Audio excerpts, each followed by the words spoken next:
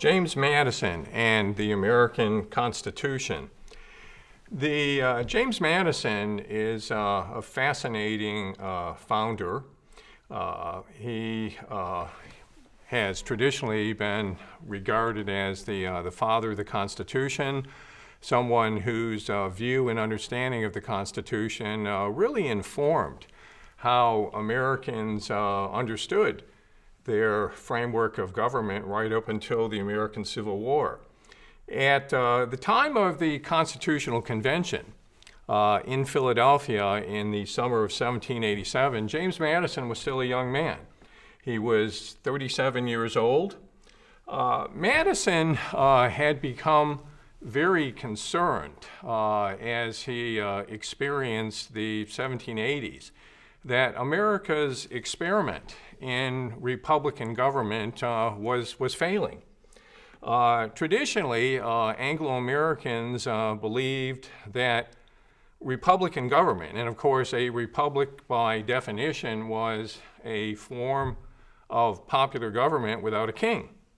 And Americans had committed themselves to establishing republics when independence was first declared in 1776.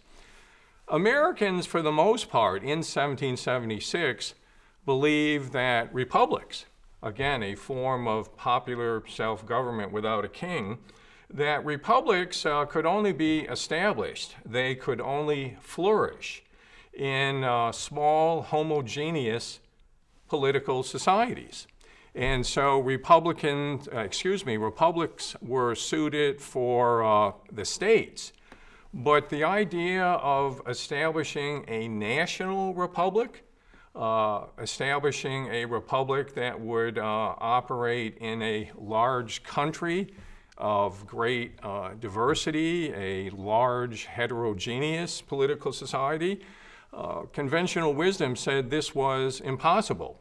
Republics, Anglo-Americans believed in 1776, also required citizens to be virtuous. What did virtuous mean in this classic Republican sense? To be virtuous, a citizen had to be selfless.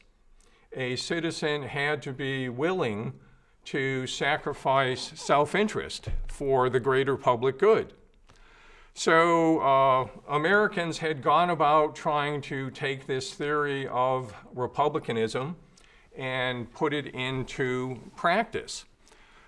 In the period while the War of Independence was still raging, 1776 to 1780, the former colonies, now new independent states, wrote Republican constitutions and established Republican state governments. These new Republican state constitutions and governments had several salient features, which it is important to note if we are to understand what Madison is trying to accomplish at Philadelphia in 1787. These characteristics which mark the state constitutions, first of all, the notion that the people are sovereign. This was something of a revolutionary idea in 1776, for the English had tried to teach Americans that government was sovereign, and that any liberty that either Englishmen or Americans enjoyed was essentially granted by government. The Americans repudiated this and are going to pursue the notion that government is not sovereign, rather the people are sovereign. Drawing from the great English jurist Sir William Blackstone, Americans did believe that within any political and constitutional system, there had to be one entity that was sovereign. For the English, it was Parliament. Parliament was sovereign. Parliament was the Constitution was Parliament. The English Constitution was whatever Parliament said it was. So the first salient characteristic of the state constitutions, the people are sovereign. Second, the people enjoy natural rights. Jefferson, of course, had identified these natural rights as life, liberty, and the pursuit of happiness. And a natural right, by definition, was a right given by God. Perhaps the more secularly minded would have said that these natural rights were simply a matter of being a human being. So the people are sovereign, the people enjoy and possess certain natural rights, and perhaps one of the most important of these natural rights was not an individual one. It was a collective or corporate one. A free community, a community of free people, had the right to alter or abolish a government that was not protecting the individual rights of individuals, or perhaps a government that was not promoting the common good. So these are the most important characteristics of Republican government, and these notions, these salient characteristics are written into these new state constitutions and state governments. Following making state constitutions and governments, Americans had gotten around to trying to encourage cooperation between and among the states to craft some general form of government which would take the form of the Articles of Confederation, America's first national constitution, adopted in 1781. This was not really a government. It was more a treaty or alliance between sovereign independent states. Congress, a one-house Congress, was the only institution of government. The states retained their full independence. They were equally represented in this one-house Congress. And the Articles seemingly, at least this is the judgment of historians, did not work very well. Congress had responsibility, but no real authority or power to execute its responsibility. Congress supposedly was responsible for declaring a war and making peace, for determining America's diplomatic relations with foreign countries, for regulating affairs with indigenous people, settling disputes between the states. But this Congress had no power to tax, and it had no power to raise an army.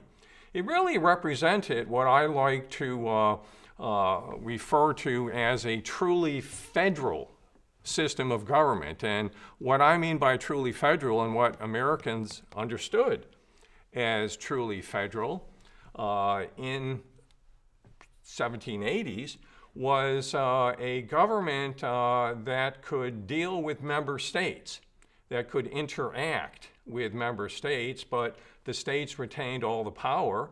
And this truly federal form of government denied Congress the authority to act directly on individual citizens. Well, this is really the backdrop to Madison's concerns about where America was headed in the 1780s. Traditionally, Americans believed that the greatest threat to making republics, again, popular self-government without a king, the greatest threat to accomplishing this was too much government. Americans, like their English cousins, feared power. They believed that there had been an age-old conflict between power and liberty. Power was aggressive, it was expansive, it almost always won, and liberty was always the loser. Well, Madison believed that it was not political power, it was not too much government that threatened America's Republican experiment in democracy and self-government. Rather, it was too much democracy. What Madison sometimes derisively referred to as mob rule, the tyranny of the majority. Madison had come to the conclusion that if a republic required virtuous citizens, then America was never going to have Republican forms of government, because throughout the 1780s, Americans, ordinary Americans, demonstrated that they were not selfless, that they did not possess this quality of virtue, this willingness to sacrifice self-interest for the greater public good, that Americans had shown themselves to be very self-interested. And as a result, there was all sorts of internal conflict between various groups and classes as they vied with one another to get ahead. So Madison concludes by 1787 that America's Republican experiment was failing and that it was in danger of collapse. So Madison and his ally and collaborator, Alexander Hamilton from New York, Madison is going to set up the Philadelphia Convention that will draft, that will write the United States Constitution. And he goes to Philadelphia with a couple of clear objectives in mind. He believed that he needed to save the American Revolution. He needed to save Republican government in America. And that meant that he had to tame the people. He had to tame too much democracy within the states.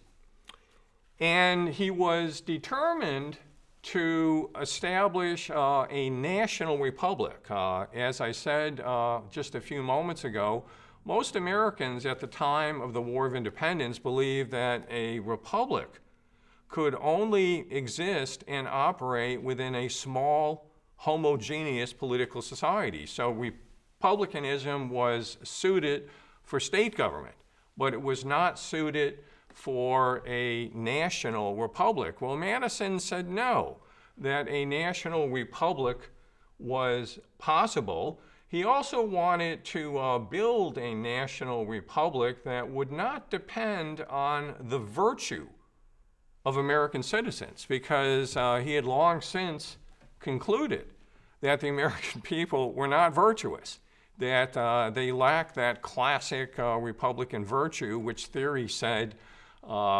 citizens must possess in order to have a successful republic. What Madison was looking to do with establishing a national republic, he wanted to create a real national government, not one like Congress under the Articles. He wanted a real national government that could make its own laws, that could enforce its own laws, that in matters of national concern, this new national government would be supreme over the states. And this new national government would also have to have the capacity to act directly on individual citizens. Again, Madison was challenged by defying traditional thinking about Republican governments. Again, a republic could only exist in a small, homogeneous political society. Madison is going to say, no, we can do a national republic. The expanse of the 13 states is great. There's tremendous social, cultural, economic diversity within the states, but a national republic will work. When Madison goes to Philadelphia, I think he was bent on trying to create as strong a centralized government as possible. He introduced something called the Virginia Plan, to the Philadelphia Convention. And the Virginia Plan was essentially the blueprint of the Constitution, called for a national government with a president and a bicameral national legislature, a system of national courts. And Madison's original Virginia Plan also gave the national legislature a veto over the states. Remember, Madison believed that the states were the problem, that whatever Republican defects existed within American politics, these defects were rooted in the states. So Madison wants to tame the states, and hence that provision in the Virginia Plan where the national legislature would have veto power over anything the states did. The Virginia Plan is the blueprint for the Constitution, and it essentially will grow into the Constitution. That veto over the states, which Madison thought was so essential to creating the national republic that he desired, would in the end be eliminated from the final draft of the Constitution. And Madison felt very badly about this. He believed that it was an essential part of the plan. As most of us know, writing the Constitution at Philadelphia was only part one of making the Constitution. It had to be sent out then to the states, to special state ratifying conventions for approval. And it seems that sometime between the end of the Philadelphia Convention and the beginning of the ratification struggle, that Madison had a change of heart. Remember, in going to Philadelphia, he wanted as strong a centralized or national form of government as possible. But when it got to ratification, seemingly Madison had changed his mind. Historians still don't fully understand whether this was simply a matter of political expediency or whether Madison's principles changed. But when it came to ratification, Madison begins to argue. He does this very forcefully in some of the essays of the Federalists that he wrote. The Federalists, that body of 81 or so essays that favored the Constitution, that supported the Constitution, that lobbied for the Constitution.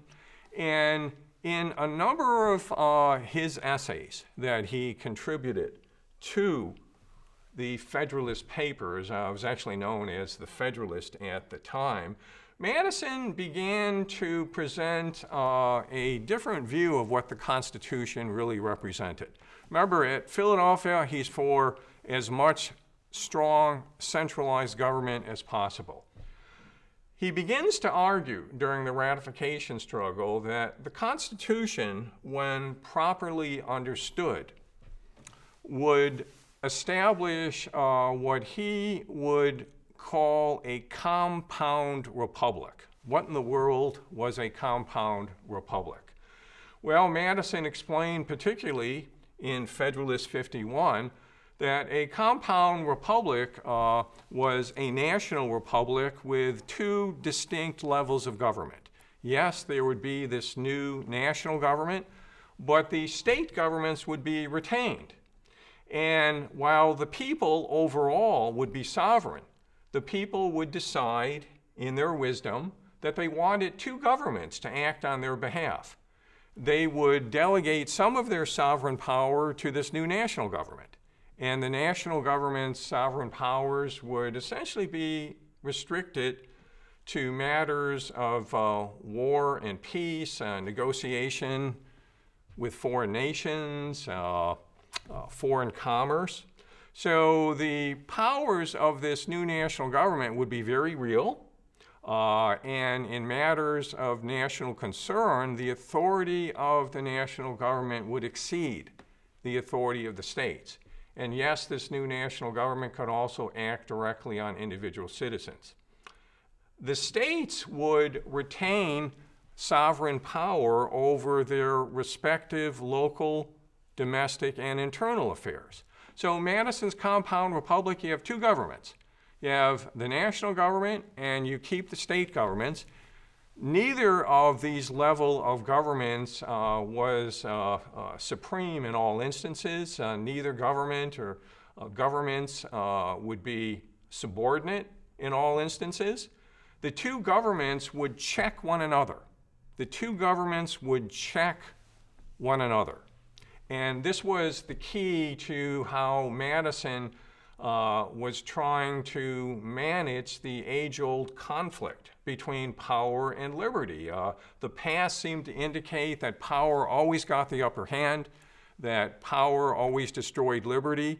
So the key to a successful national republic, one in which a national government would regulate truly national matters, where internal and domestic issues would be left to the states, the key was to divide power between them. And then, Madison explained, power would be divided again within each of the two governments. The national government would have power divided between the president, a bicameral national legislature, and a national court system. The state governments would divide power between the office of governor, the state legislatures, and state courts. Madison called this a double division of power. And he believed that the key to managing power, to keeping power in check so that it would not destroy liberty, was to divide power. Divide power, divide power. Power, when it was concentrated in one entity, whether that was the king or parliament, when power was concentrated, it was particularly dangerous. So this was the essence of Madison's compound republic. It was based on the notion that will later be called divided sovereignty, where again you can have two governments operating within the same political and constitutional system. Each government in its own sphere of activity could exercise supreme power. Again, the national government would have this supreme power in matters of truly national concern, where the states would exercise supreme power over local and domestic affairs. The states would essentially regulate all business, all governing business that had to do with the lives, the liberty, and the property of individual citizens. Madison's compound republic is going to become the dominant interpretation of the United States Constitution, I think from 1787, 1788, right up till the time of the Civil War. This challenges the consensus wisdom of a lot of historians who have always argued that the more nationalist vision of Alexander Hamilton and John Marshall had always been the right one, and it had always been the one that was generally accepted by most Americans. I think an understanding of Madison and a deep reading of early American history suggests otherwise. I think Madison comes as close to being a bona fide political genius as any statesman or any politician that we have ever had. His notion of the compound republic and divided sovereignty is essentially going to hold that the key to the more perfect union that the Constitution established was to establish an equilibrium, to balance power between the national government and the states. Madison believed in popular sovereignty. He believed that the people of the states had created the Constitution. He believed that the people should be an active sovereign, one who had a continuing role to play in interpreting and enforcing the Constitution.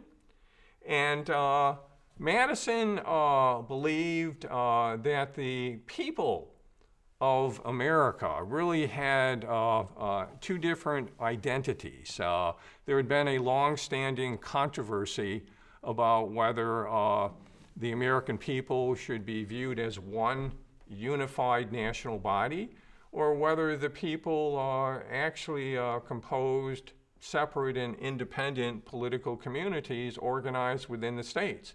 Were the people one? Were they many? Americans at the time weren't sure. They argued back and forth on this. In keeping with Madison's, I think, deeply nuanced and sophisticated thinking, toward the end of his life, Madison and he continued to support this idea that America should be, and in fact was, a compound republic, that the principle of divided sovereignty really explained American constitutionalism. But Madison came to believe that with respect to the character and nature of the people, that the American people, in his words, had made themselves one national body for certain national purposes, but they had left themselves separate and independent political communities for local, domestic, and municipal purposes. I think Madison's notion of a compound republic is very impressive. As I say, Madison was an enormously impressive political thinker. If there was one perhaps fatal weakness in his notion of a compound republic, America as a compound republic, it had to do with if you have two equal governments, if neither government is supreme in all instances, if neither government was inferior and subordinate in all instances, what would happen if there was a conflict between the two governments? Who would or what would act or function as the umpire or referee? Who or what would call balls and strikes? What if there was a very deep and intensive conflict between the national government and the states? How would that be resolved? Well, early American history seems to indicate that in the end, the conflict for which government would exercise sovereign powers in any given circumstance, conflict over slavery will produce a great civil war in 1861. And the fact that Madison's compound republic really didn't have room for identifying a definitive umpire that could have refereed conflicts between the two governments was perhaps a flaw in Madison's very sophisticated scheme that was never resolved. Madison passed from this earth in 1836, one of the last of the founders to go. And when Madison died, America lost a statesman, a politician, and a deep political thinker of enormous capacity. Thank you.